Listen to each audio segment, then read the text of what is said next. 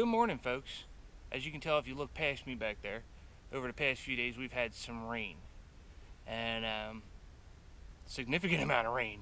We've got about 2 feet of water in the basement, 22 inches, and we got to get the water out.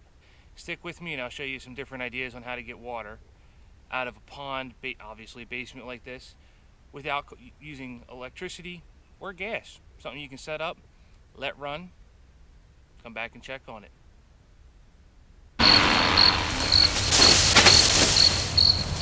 Good morning.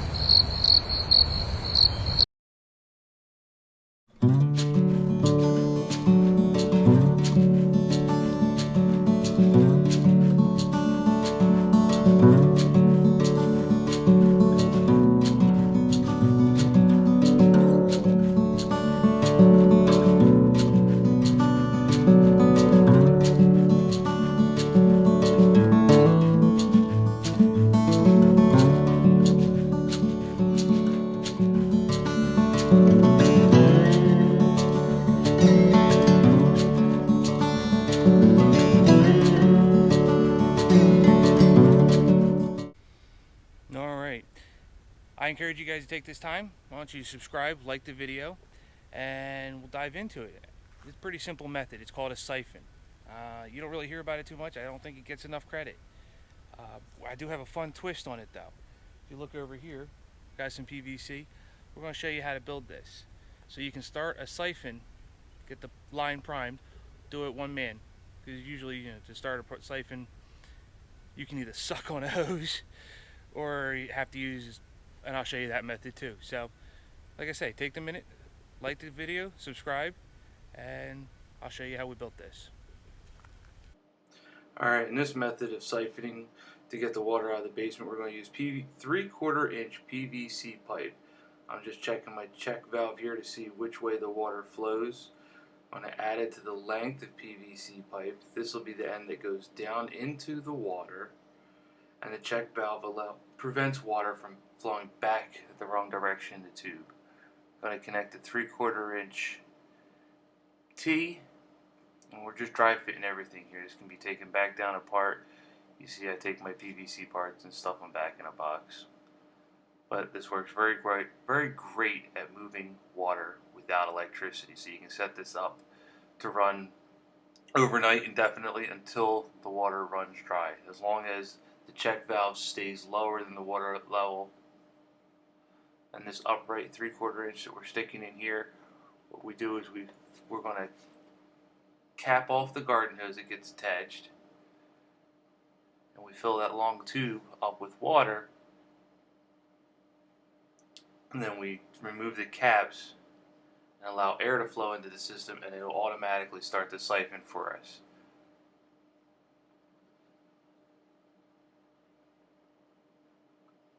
It's as simple as that.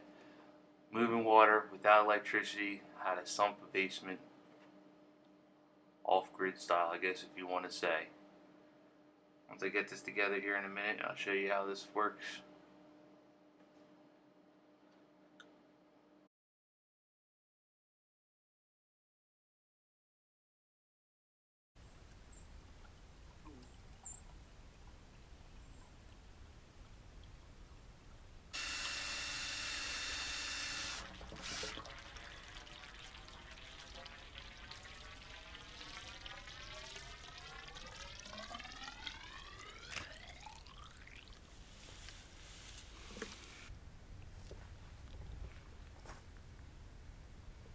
Here we go, folks, all put together and installed. Down here, down there in the water, we have our check valve. That prevents water from running back into your pond, or in our case, a pool. Then, down at the other end of your garden hose, you cap it off so that you can fill the little riser here with water. Once you get it filled up to the top, put a cap on it. Then you go down the other end of the hose and remove the cap. And what that'll do is it'll take the force of the water and start creating a siphon.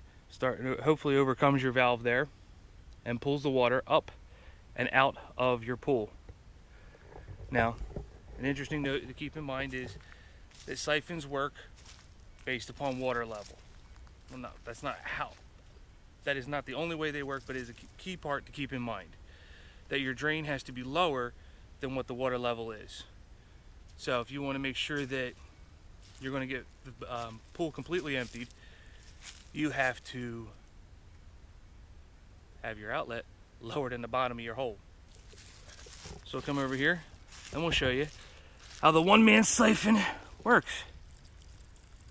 Like so. And we're getting about 1.1 gallon per minute. Now in our case here, we've tried several different methods for starting siphons. As you see, we got 6 of them going.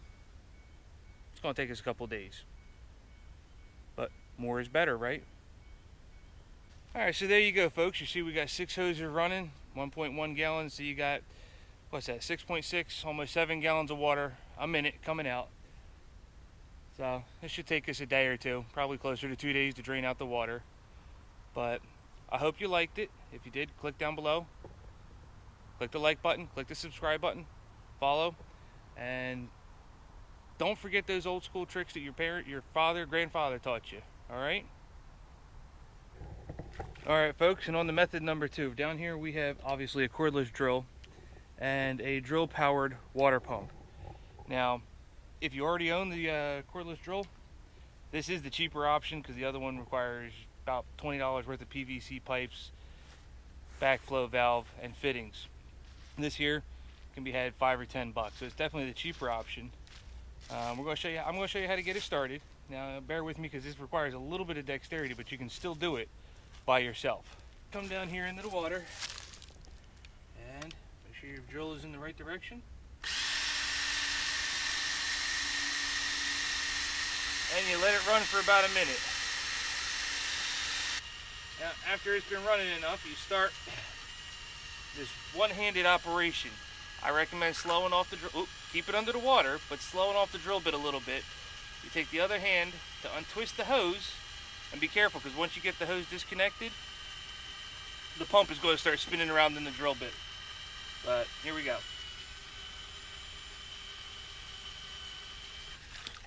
See?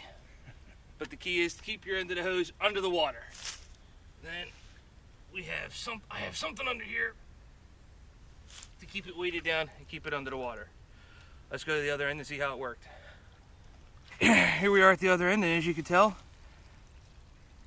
just that quick and easy, we got a siphon going, putting out about 1.1 gallon a minute.